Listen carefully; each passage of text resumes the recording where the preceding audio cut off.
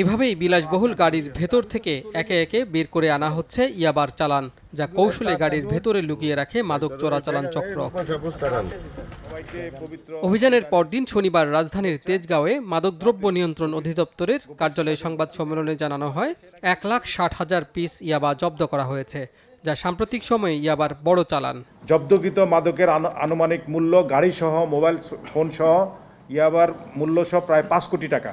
তাদের বিরুদ্ধে গত মাসে একটি অভিযান পরিচালনা করি। আমরা জানতে পারি যে প্রতি মাসে সে নাকি এই যে নুরুল ইসলাম, মূল হোতা নজরুল ইসলাম, সে প্রতি মাসে একটি চালান দিত ঢাকা শহরে এবং এটা সারা দেশে করত। অভিযানে একই পরিবারের 3 সদস্য সহ 4 জনকে গ্রেপ্তার করা হয়। চক্রটি আবাসন ও বাইং হাউস ব্যবসার আড়ালে মাদক কারবার চালিয়ে আসছিল।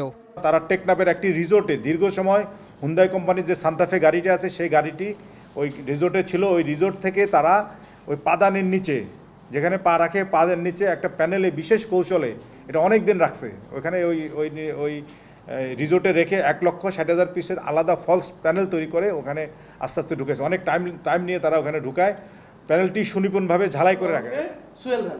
ঈদ উপলক্ষে ইয়াবার অতিরিক্ত চাহিদা থাকায় এসব মাদক দেশব্যাপী ছড়িয়ে দেওয়ার পরিকল্পনা ছিল চক্রটির। ঈদ উপলক্ষে যে মাদকের একটা ছড়াছড়ি হয়, যেটা আপনারা জানেন, যুব সমাজের মাঝে তারা এই সময়টাকে আনন্দ উৎসবের করে তার সাথে ইয়াবা সেবীদেরও একটা মহোৎসব শুরু হয়। এই জন্য তারা এই সময়টাকে বেছে নিয়েছে। আর মূল ব্যবসাটা পরিচালনা করছে আপনার সোহেল রানার সাথে পর্যায়ক্রমে তার ভগ্নিপতি যুক্ত হয়েছে, মোহাম্মদ ফারুক যুক্ত হয়েছে।